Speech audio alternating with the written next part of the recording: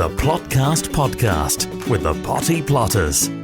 So welcome back to the Potty Plotters Plotcast.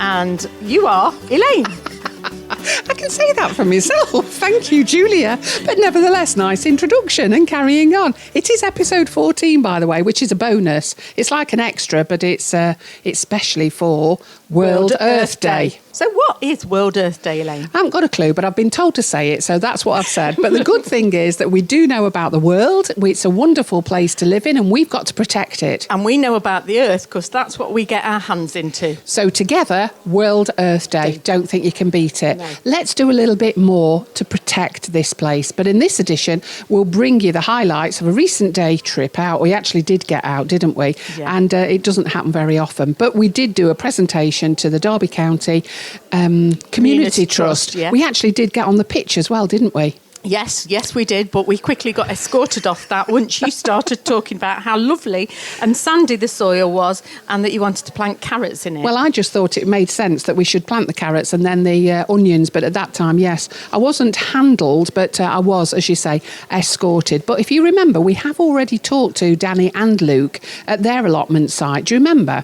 And all people have got to do is to head back to episode 10. OK, episode 10, and they will catch up as to what their allotment is all about. Yes, as well, we also spoke to some new friends of ours. They don't know that we're their friends, but we've met them and they can't get away from us now. We spoke to PK and Tom from the Ecocentrics, and that's a new podcast that talks about climate change and sustainability. They're our new friends. And they will be remaining our friends because we're going to drag them over to the allotment and show them how to grow more. And I think then perhaps statistics, etc., will all make a lot more sense, and they'll realise that not everything is as simple perhaps as growing what they grow. So why don't we share that experience, and that way we'll do better together. Anyway, if you do want to get in touch, you can do via our Facebook, Instagram or Twitter at the Potty Plotters.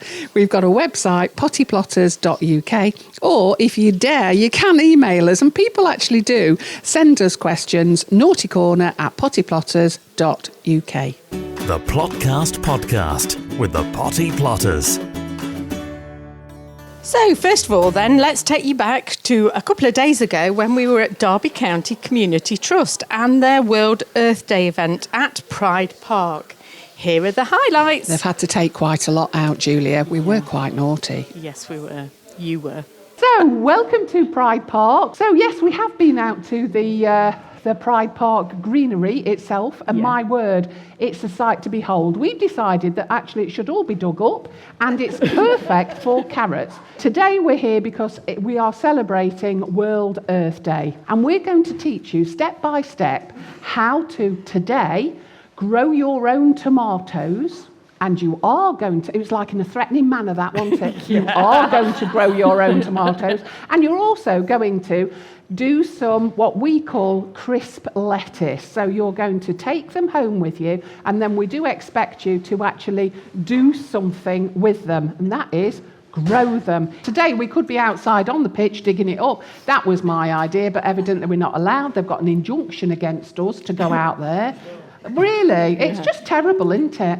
Can we ask you, have you tried seed tape in these kind of containers? A hanging basket? Yes, I have. In a hanging basket? Yes. And do they work? Yeah, they worked quite well. The only thing you can't use in a hanging basket is root crops, because you need the space. Yeah. You've not got enough support there, have you? No. We'll lend you a bra. So for those of you who thought that you were comfy, nice and warm, snug, and that you're not going to move because now you're being pampered by our friend Prosecco, no, we're going to get you moving up to the back, fill with compost, and then we're going to give you slices of tomato to put on the top. I've grown white tomatoes, they're the same as black. No, white is not the same as black, no. Well, it is when you try and taste them, you don't know if they're ripe.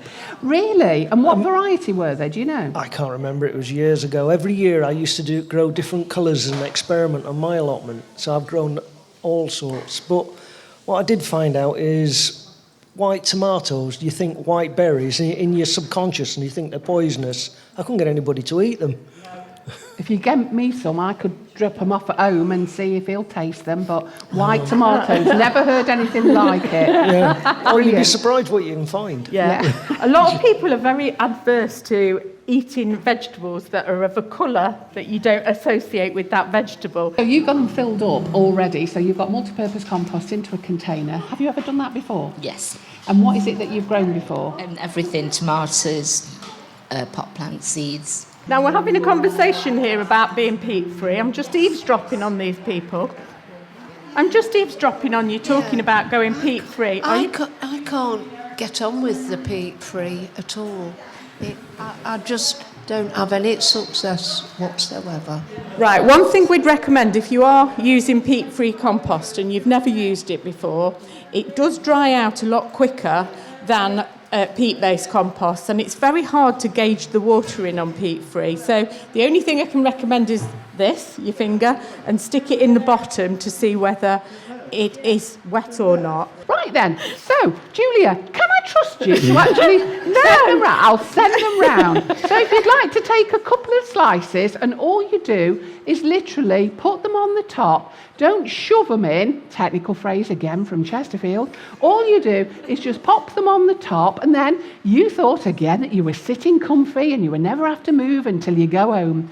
Well, I'm going to tell you that what I want you to do is then sprinkle a little bit of compost just to cover the surface of these yellow slices, that's all. What is your name? Bob. And have you grown your own before? You must have done, because you told me you're only 19. I must confess, I don't grow a lot of veg, but I did do tomatoes last year in a hanging basket, and they were very successful. Brilliant. In fact, my neighbour, who gave me the plants, was rather jealous because mine in a basket, which he was adamant you shouldn't grow in a basket, did better than his in the garden. Yes. So, he was a bit miffed. That's good. And actually, you're right and he's wrong. You can grow tomatoes very easily in a basket. And I know what it's like to have a neighbour who's very jealous. So well done you, and have another go. And we've just given you a bush variety of tomato, which again you can put in your hanging basket. So lovely. That's for your neighbour. I will, yes. Right, has everybody finished with their tomatoes? And then if you just cover like you have, that's lovely. Now that is for you to take home, and when you take them home, what I do, I could give all my secrets away, which I'm quite happy to, but we eat a lot of Bird's bread as well. I like to support local. And all I do is I put the container, I'm just going to borrow this one if I may, and all I do is when I get home, I don't wet the compost. All I do is I put it into the Bird's bag. Our house is a right tip, I'll tell you now. Can't throw anything away. And then all I do is I put a peg on there, and it will retain the heat and also, therefore, the moisture. And then watch what happens in 7 days. Your husbands will go mad, let me tell you. But they start to grow. It's quite incredible. And yes, the great thing is that we've made such a lovely mess for other people to clear up. But the way I look at it is we're keeping people in jobs. I lost my mum a few years ago and I wanted to give back a bit because she had dementia, so I offered to help out at the allotment, and I go there Monday week, and I just sometimes make tea, coffee. I don't know anything about gardening, but I do know a lot more now that I've started to go there. When you say you know a little bit more now, or you know a lot more now, what is it that you've learned? And I've also learned about tomatoes because my husband's a gardener, but he doesn't let me in the garden. I only cut the grass, that's all I'm allowed to do. So now I know how to look after these tomatoes, these bush tomatoes. I'm going to take home and nurture. When I say recycled, we do honestly believe that it's not about filling landfill. It's just quite simply use what you've got at home. But World Earth Day, we can eat it. Thank you. Thank you. There you go. The Plotcast Podcast with the Potty Plotters. So there you go then. Growing your own is so easy. And the main thing is that it is such fun, as most people now who have met us will find out. But for the remainder of this episode, let's introduce you to our new friends. They present a new podcast called The Ecocentrics. I'm Tom. I'm one part of the Ecocentrics duo, where we chat all about climate change and sustainability. I'm PK, and I'm the other half of the Ecocentrics presenters. And together, Tom and I, we talk about all things related to sustainability and climate. And we've had a recent episode on food and sustainable our food systems and things like gleaning and stuff like that. I think the thing we're getting wrong, PK, is the setting of where we're recording. We need to be out there in a greenhouse as well, and maybe then it'll just be as good.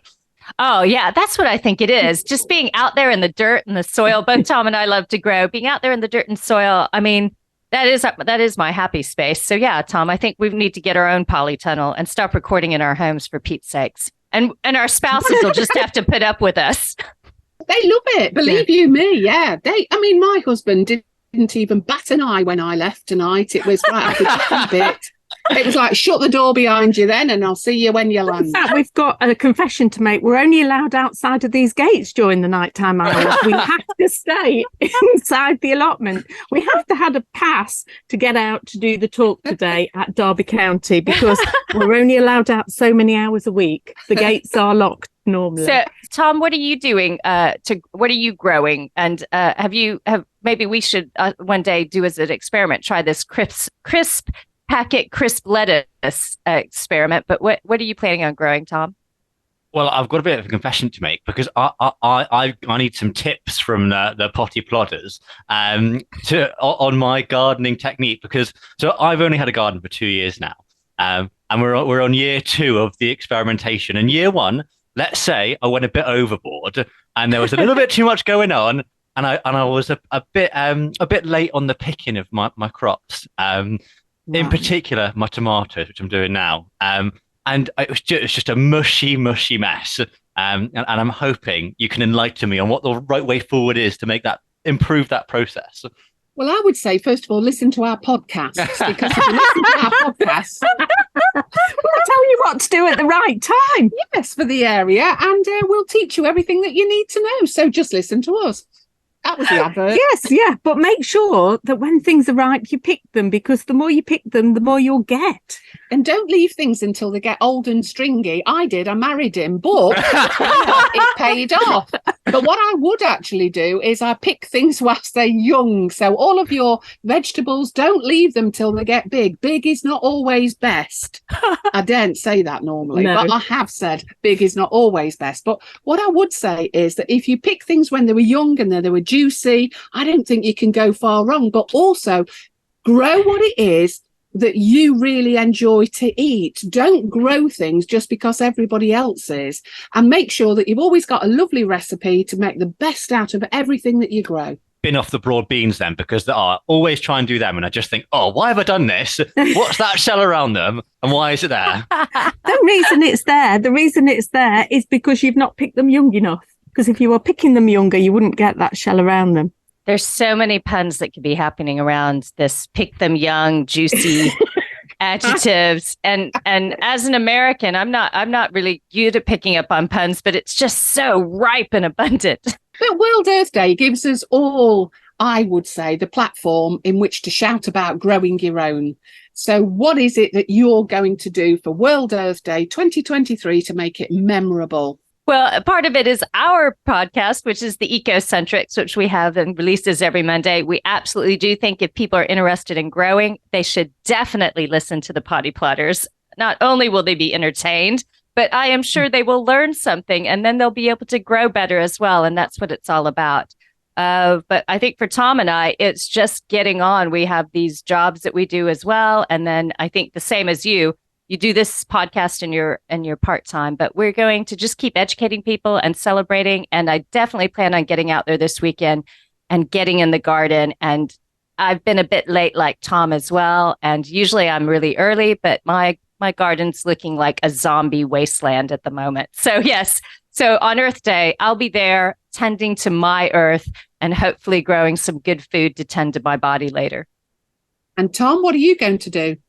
Well, the main thing I'm going to do is just chat to people about what Earth Day is and kind of the things that are going on at the moment. Because all the time we hear like various things that we can do to kind of make an impact on the climate. and make a difference. But actually, like just being out there and chatting to people is the most important thing. So I imagine you two roaming around the allotment can do a lot of that to make up for any time that me and PK aren't. But what about the mileage? You know, we walk, well, I'd like to walk here, but we walk round the site. But is World Earth Day all about cutting down the mileage and growing your own food? Well, for the most part, I think it's about really putting the planet first, and it can be in anything you do. So even if you live in a city in a high rise and you don't have access to a plot of land that you can grow food, or you don't even have, one or two good window ledges that you can put a pot of herbs on, it's about understanding what you can do to help the planet. It might be locating composting organizations near you. It might be deciding I'm going to eat more fruit and veg from the local fruit and veg producer. It might be, I'm going to use less energy and thereby I'll help reduce emissions, which actually will help all our growers and it will help in human health as well, reducing pollution.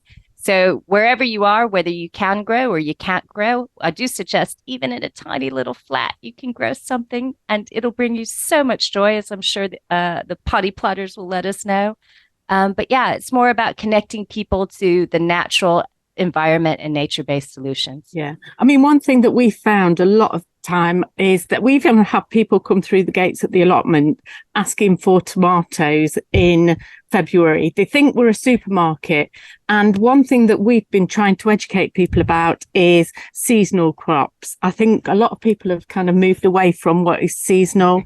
And also, we all want to do our bit for the planet, but I think, a lot of people can become quite overwhelmed with it. So one thing that we've tried to do is recycle a lot of plastics, a lot of things that we've got at home. We've got a chili plant planted in a tub that we've had some Galaxy hot chocolate in. We've planted strawberries in our bras. We have. You didn't take them out, though. It's ridiculous. That could be something Tom could try this summer. We call them strawberries and they really do work. But as Julia said, there's so many things that it's a little tiny thing. We can all make a big difference, but we've all got to have a little go, because I personally find it completely overwhelming when, World Earth Day and we've got to do this, we've got to do that. I don't like being told off. So personally, I'd like to just have a little thing that I'm going to make a difference with. And that is that I will use my bras better on site this year, if nothing more than to support my melons. I don't think I'll be able to get much produce out of my bras then. I'll starve if we use mine. So yes, definitely, ladies, I'll take hand-me-downs. So where can we find you and how have you got involved in all of this?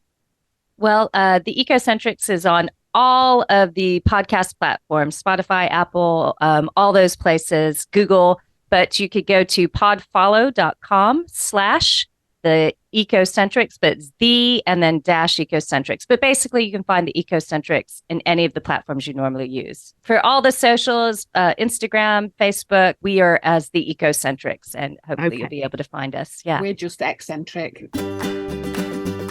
Contact the Potty Plotters anytime on Facebook, Twitter, and Instagram @PottyPlotters, or email naughtycorner@pottyplotters.uk.